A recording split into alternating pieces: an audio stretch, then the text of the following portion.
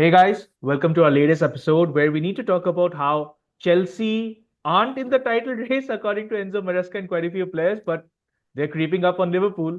What Chelsea, is the title race? what is the title race? How you say that? Okay, so Chelsea have looked pretty good. I think they've won the last five games of the Premier League, and the lead to the top of the table is down to 2 points, right? Yeah, it's 2 points, Yeah. but obviously Liverpool have a game in hand, and by the time Liverpool play next, Chelsea could actually be leading the Premier League.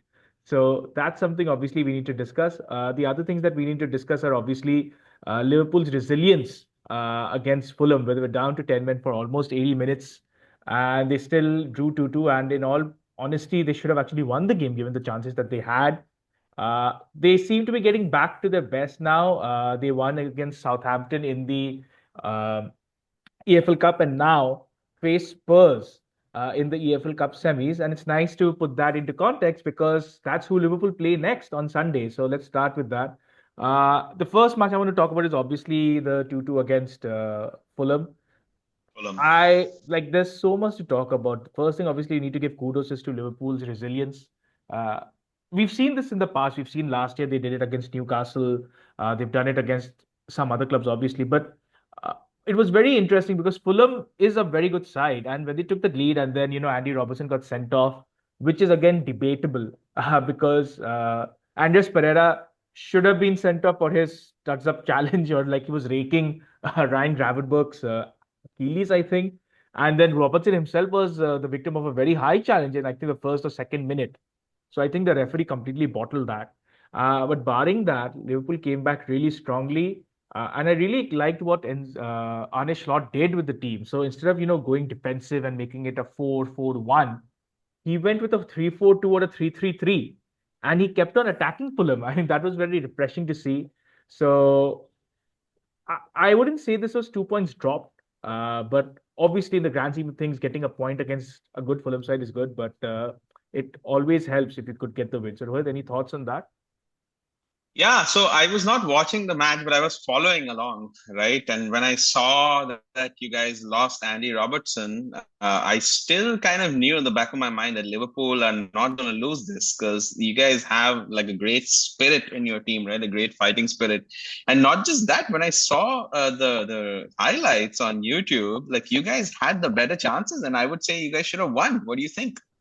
Yeah, second half we completely dominated Fulham. So they were just relying on counter-attacking a 10-man side. And the worst part of this was that like it's not that the two goals were out of the world finishes or they were like mistakes from the defense. The first goal that Pereira scored, it basically was deflected off Robertson, otherwise Allison would have saved it. The second goal was even weird because the finish was like behind his back or something. It took a nick of Joe Gomez and went in.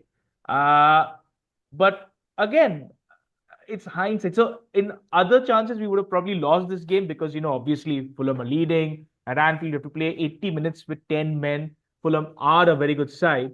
But I'll take the point. And obviously, the other thing we must take into context is we have a lot of injury concerns, which are getting alleviated now. And I have been saying this for a while that there will be a blip. Chelsea have had a blip. City have a blip. Have had a blip. Arsenal have had a blip, and they still continue to. And this is Liverpool's blip basically because although we're not losing, we're not winning some of the games like we should have. So I'll So, take this because yeah, how much of that blip can be attributed to Konate, do you think, not being in that squad? it's funny because at the start of the season, I don't think a lot of us expected Konate to be our number one choice. We had seen Kwanzaa rise up last season, and a lot of people were saying that he might be the one playing more because of Konate's injury concerns. But he hasn't been injured as frequently as before. And regarding the injury currently, right, that was because of a really terrible challenge from Hendrick. Like Hendrick's only thing during that Real Madrid game was to injure Konate, it seemed. But apart from that, I think Konate was or is the best partner for Virgil van Dijk right now. And some of it is down to him, obviously, because I think Konate is the one who plays. No, he plays down the right. So some of it obviously missing Konate. But then the Newcastle one, right? The 3-3 draw that we had at Newcastle, that was just a crazy game. We discussed this on last week's podcast also. Anything can happen at St. James's Park. It's a midweek crazy fixture. And there was a mistake from Kelleher more than anything. But the second game, the Fulham one, right? That was just terrible from Andy Robertson. I know he's been great at the club and he's been a great servant, but he looked completely off the pace. He might have been carrying a bit of a knock after that tackle on him, the knee-high tackle. But that first touch, which led the ball away for the red card, I mean, that was terrible. So maybe that's our concern, is that we need a left back. The good thing is that Costas Tsimikas is back. He played Mhm. during midweek in the win over Southampton, so he should start against Spurs. But I think we should also talk a little bit about Spurs right now, because they almost spursed their way to a loss and then spurred their way to a win. I think that's the best way to put it. Like what we saw in the EFL Cup against Manchester United was some of, like, I read this somewhere. I couldn't see the game, but I saw the highlights. Like, they said this was the most terrible 4-3 you will see in your life. And both goalkeepers were trying to outdo each Yeah. other in trying to be the worst goalkeeper on the pitch. I mean, I don't know what was going on. So Spurs race into a 3-0 lead, and they seem set to qualify for the semis of the EFL Cup. Then they decide to spurs it up, and United get 2 goals back. No thanks to Fraser Forster. And it So, seems like, yeah, so sorry. Adeem, like, let me ask you this question, right? I often hear commentators bemoan the fact that every team is trying to play out from the back. And I usually don't agree with that because that's a philosophy, right? You want to play out for the back, you kind of want to build your attacks, you don't want to give the ball away.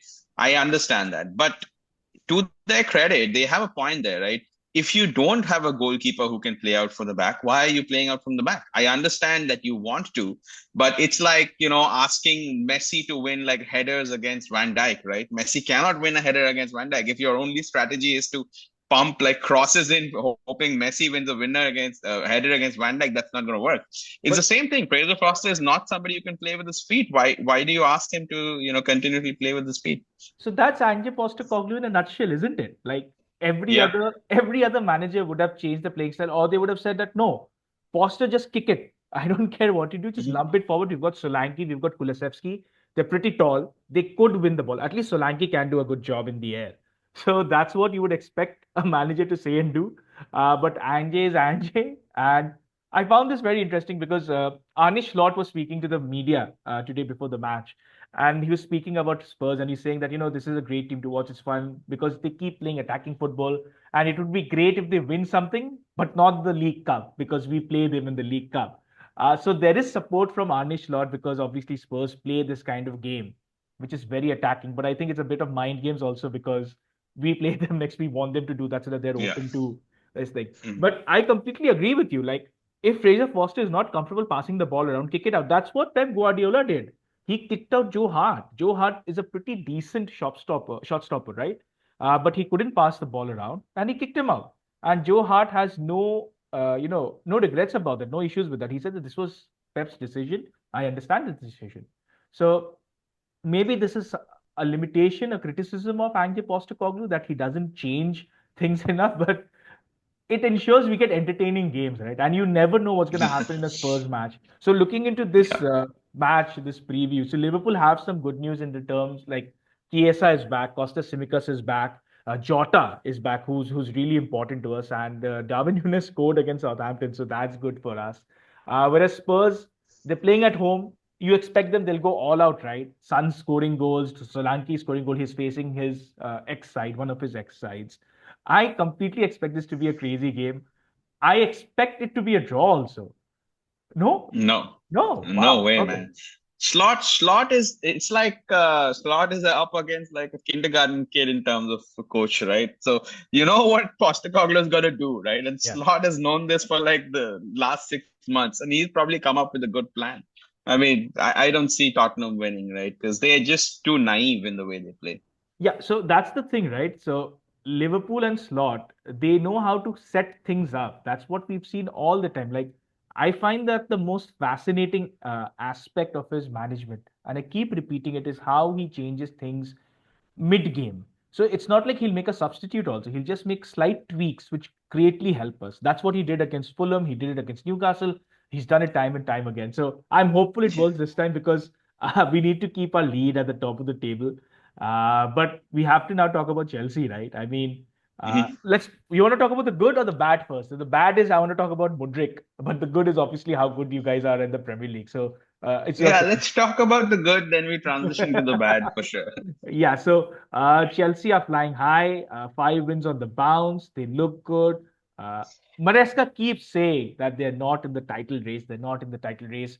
For some reason, the Chelsea fans keep saying that they're not in the title race because they're not up to speed yet. They don't have players who basically have won titles like Liverpool have. They have a championship winning side. Half of the team has won a Premier League title.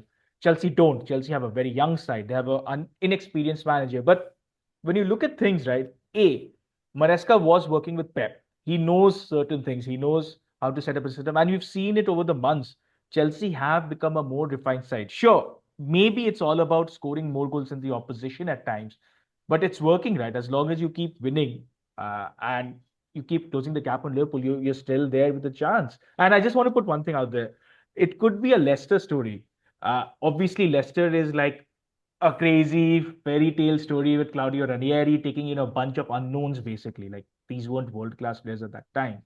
But nobody expected them to do what they did. And they beat Arsenal and Tottenham to the race. And especially with this season being as it is, I don't think you need 90 points to win the title. I think 85, maybe 80 could do it also. So Chelsea are firmly in the race, as I believe. But you and the Chelsea fans keep saying that it's not true. So I'll just quote what Maresca said after the Brentford game. We won 2-1, right? He Mhm. basically said that a team that concedes a goal at the 90th minute, being 2-0 up from their own throw-in, cannot be a serious title contender, which is very, very true, right? So Chelsea did beat Brentford. It was a good game. We were leading 2-0, and we get a throw-in. Kukurea, for some reason, throws in a congested region. Caicedo loses the duel. It's a counter-attack, and they score, right? So it's those kind of things. And in addition to that, think about who we're up against. We're up against Liverpool, and we just talked about their resilience. They went down to 10 men. They came back and fought and got a 2-2 draw, and they almost won. Chelsea would never be able to do that. And those are the kind of situations that will arise in this season, right? So I think that is basically why. It's not like Chelsea fans are being coy or anything. It's probably the reality. But let's talk about that game, right? There was Hmm. something very interesting. Like you talked about slot setting up Liverpool for specific oppositions. Maresca is doing something very similar, right? So they started doing something very weird in that game, which is very surprising to me. They started pumping crosses in, like Chelsea were pumping crosses into the box. And Chelsea are not known as a side that pumps a lot of crosses in because, at least in the forward line, we don't have like a domineering center forward. Nicholas Jackson is good, but he's not the best in the air. And our first goal actually came from that. Noni Madueke, who suddenly, become like a left-footed Beckham when it comes to crossing. He's been really crossing really well into the box. He put a cross in, and of all people, Kukurea headed it in for a 1-0 lead, right?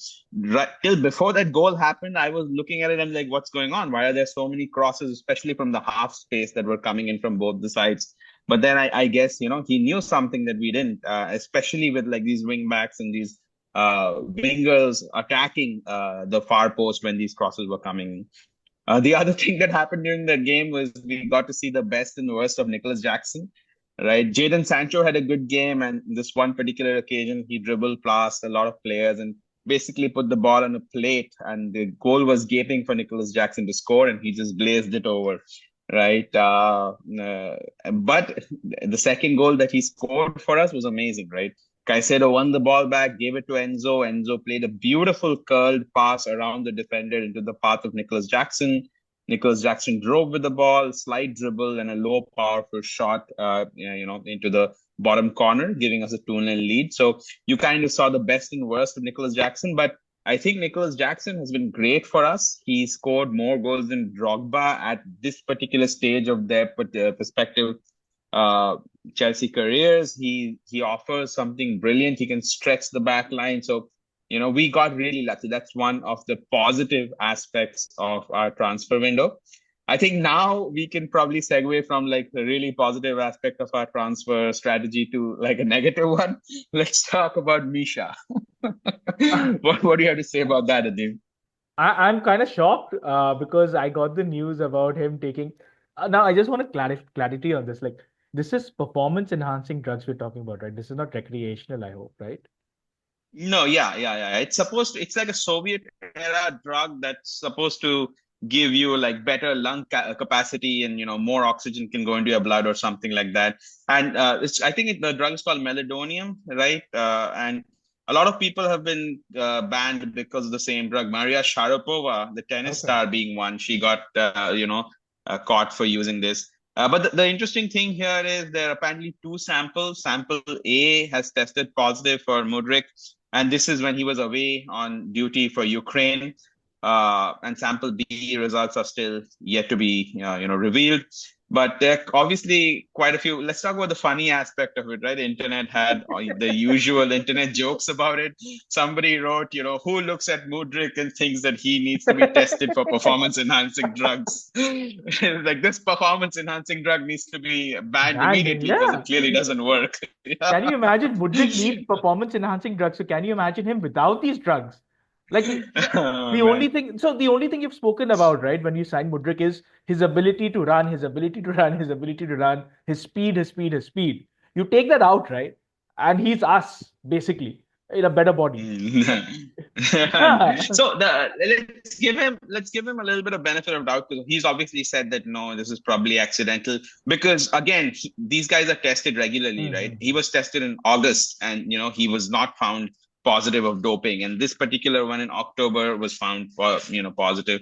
If he's taken it by his own accord, of course he deserves to be punished. But if he's not, if it's a contaminated sample or something, that obviously needs a thorough investigation. But it's interesting, right? The fact that we bought this guy from Shakhtar Donetsk and Arsenal were after him. I think one of the major failures of this transfer has been just how raw Mudryk was, Mm. right? If we had paid like 10, 15, 20, even 30 million pounds for him, I would have understood. Right here, you're buying an extremely raw talent who'll need 2, 3, maybe 4 years to get up to speed. But we bought him for like 62 million pounds with add-ons that obviously is not going to get reached now. That could have gone up the fee, raised the fee up to 100 million, right? So that is a big failure, right? If you're signing somebody raw, and we've done it with a lot of people, right? Nicholas Jackson was extremely raw when we signed him. We Half signed him your for 30 side is million. raw.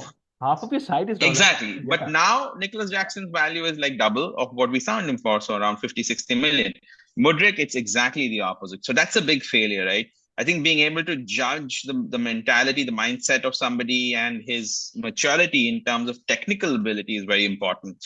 Mudryk, I think I like to come back and talk about the fact that he's not just pace, right? He scored some amazing goals for Chelsea, but it's his mentality and his technical ability to know, hey, when should I make a run, when should I get separation from my defender, when should I support my fullback, when should I track back. It's completely lacking, right? When he plays, like, he scored some amazing goals for us. One specific one was against Newcastle last season, right? He took the ball off the toes of Conor Gallagher, nutmegged the defender, went past the goalkeeper and scored. And you're like, oh wow, this guy's the best footballer ever. But then against like some random like conference league team, you'll see him give the ball away again and again by trying to do something very, I don't know, like very childlike, I would say, right? So that's the problem with him. And that kind of leads into this, right? Maybe he took it by mistake, took the performance enhancing drug by mistake, but still, it still shows, a little bit of immaturity from him. I don't know what's going to happen. The only good thing is I think we have him on like a 7, 8 year contract. Even if he's banned for 2 more years, there'll still be like 2, 3 more years left on his contract. I don't Uh, know what's going to no, but happen, but I yeah. think you guys had done something like this. I remember Adrian Mutu. He was your striker. Mutu was a Yeah. yeah, yeah. Mutu is an interesting story because he was taking cocaine. So I You just remember thought he, you guys fired him, and then I think he tried to counter yes, sue you guys, but obviously he didn't win yeah. because No, no, but Chelsea is still suing him. I think it's yeah, he still hasn't sub paid the judice amount. or something. Yeah, Yeah, and this guy yeah, was a yeah, really good striker, I remember. So yeah, I don't know. So yeah, there is obviously a possibility that Mudryk took it by mistake because all of these footballers they take so many different nutrition, like the nutritionists have different things for them for recovery and all that. So it's highly possible that something was incorrectly used. Because I think when you're recovering from injuries, you are allowed to use certain performance enhancers, but that has to be yeah. told to the governing bodies. We need to also talk about your match on the weekend. So you guys will be playing Everton, which is Yes. not the easiest fixture now because Nope. they beat Wolves and then they drew against Arsenal, a gritty, typical Sean Dyche performance. We've been waiting for that Everton to come out for quite a while. They did that. Uh, Finally, They've somebody got new owners now, right? They've that got a could be the new boost that stadium they that's need. coming up. Yeah. Yeah, yeah, yeah. So it's And looking good for them. And in addition, Chelsea have been pretty horrible at Goodison Park over the last few years, and we've only like lost or drawn. So it's going to be an interesting game, right? Especially because Chelsea have a whole bunch of injuries again, right? Wesley Fofana is now out for a very long period of time. We don't know how long. So is Benoit Badiashile, two of our center backs, right? So somebody has to step up. But in the center half front, there is good news. We have, this highly rated academy graduate, Josh Achimpong. I think we talked about him, how he had been kind of blackballed and because he was not signing a contract, but now he has signed a big contract extension, and he played in the midweek match against Shamrock Rovers, and he's really really good. Really, really bright prospects. So that gives us some more, depth in defense. And the other thing that's happening is Reece James is back in training. I don't know for how long. Hopefully, for some period of time, but he's not going to play. But But we do have those injury concerns. that's surprising. I thought Reece James was out for a long time. Like, isn't that what he Yeah, spoke he last has time been around? out for over a month now. Yeah, yeah, yeah. But and he's not going to be back anytime soon either. But he's just back in training. Ah, all right, fair, fair. Yeah. But you expect Chelsea to get a result, like they'll at least get a draw from this game, right? I mean, it's Yes, I hope so. But what I'm more interested in is seeing how Maresca sets up his hmm. team, right? And what like new tricks he has up his sleeve. That's what's interesting to me. Whether we win or we lose, like Chelsea fans are not really too concerned about the title race. But the team is playing well. We're happy, and we'll see what Maresca has up his sleeve. You guys could end the week being on top of the table, yet you're still saying you're not in the race. But we'll see. It'll be interesting because, as you rightly said, I think this will be an actual test of your mettle to go against Everton. We need to now talk about some of the other clubs. We've spoken a lot about Liverpool and Chelsea, like we should, but are Arsenal struggling? They drew against Everton. They're drawing games where they shouldn't. Like Liverpool, the two games that they drew, the circumstances behind it. But Arsenal, they drew against Fulham. They drew against Everton at home.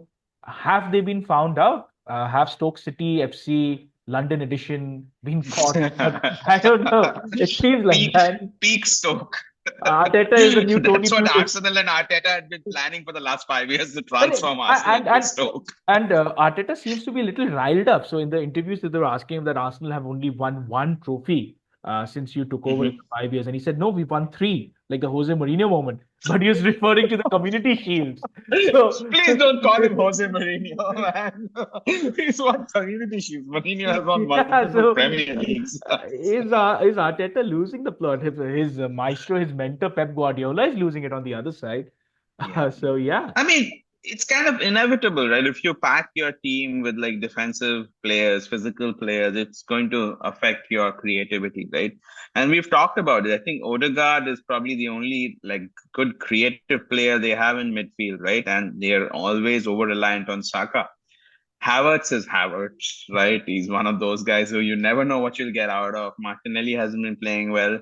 Gabriel Jesus hit a hat trick in this midweek, I think, against Crystal Palace. Palace. Yeah. Maybe he is recovering his form back. I think he might be critical because he's a different kind of a player, right? He's not your like elbow people and grab the goalkeeper's gloves kind of player. He's a better player. He's a flair player. Maybe he'll help them, but I think it's an obvious kind of issue here, right? If your players to be like physical routines, you're going to be short of creative players in the team. Yeah, it's so strange as to what's happening over there, right? Like Arsenal should be the club that's running away with this title. With City imploding to an extent, Liverpool and Chelsea were trying to find the feet at the start of the season. Our money was on Arsenal winning Mhm. the Premier League, and now they Yeah, might not even finish second, seeing yeah. how things are going. Who do they play the weekend? They have, oh wow, they have Crystal Palace. Wonderful. And they're playing Mhm. at Huh, Selhurst again, Park. Yes, they're playing at Selhurst Park. interesting. So I was reading something very interesting. I think Arsenal don't have to travel outside of London or something for a month. because they're playing so many Wow. clubs around that, but it's really going to help Yes. them. And Yeah. then we need to end the show talking about the most entertaining club in the Premier League apart from Tottenham. That's Manchester United, because you just don't know what you're going to get from them. Uh, I, so they lose to Nottingham Forest, right? They beat Victoria Pilsen. They then go to Manchester City. They're losing 1-0, right? And out of the blue, out of nowhere, like literally out of nowhere, they win 2-1. Amad Diallo was excellent in the last 10 minutes, I'll say, because he won the penalty and then he put up a brilliant finish for the second goal. And you think that, this is a turning point for Manchester United, for Amorim. The team will be buoyed by that result. And then they go to Tottenham and they lose in the way that they did. Obviously, Amorim decided to mix things up. His number one keeper, Onana, wasn't starting. I saw a lot of reactions from Manchester United fans who are saying that, okay, put Onana back in goal. Never show this other goalkeeper, this Turkish goalkeeper, to us again. Just keep in Onana.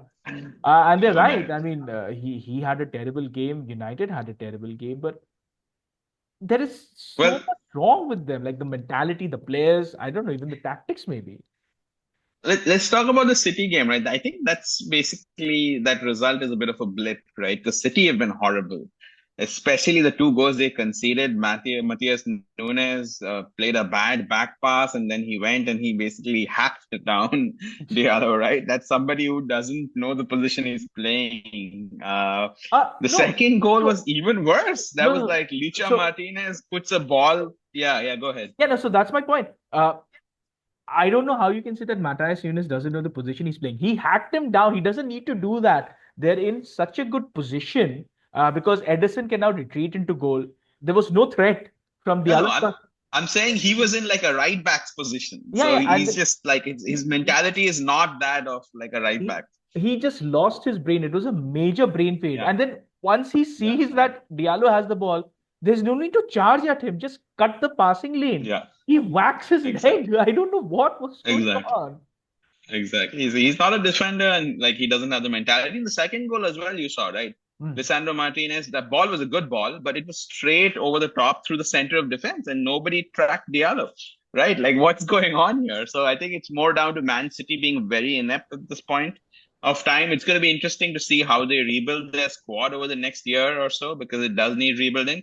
But Man United, they have a ways to go still, right? The Man City win was good, a morale boosting win for them, but I still think they need some time, and Amarim has to be given at least 2 3 years for sure.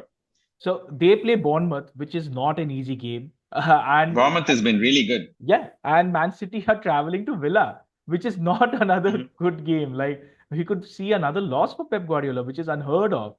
Yeah, yeah. So I mean, this weekend's Premier League games will be really interesting. We could have Mhm. Chelsea and Liverpool actually breaking away from the pack further because Arsenal don't have an easy game. City obviously don't have an easy game, and yeah, we need to see how things go. So that's it for this week's show. Let us know your thoughts and comments, and do share and subscribe to our content.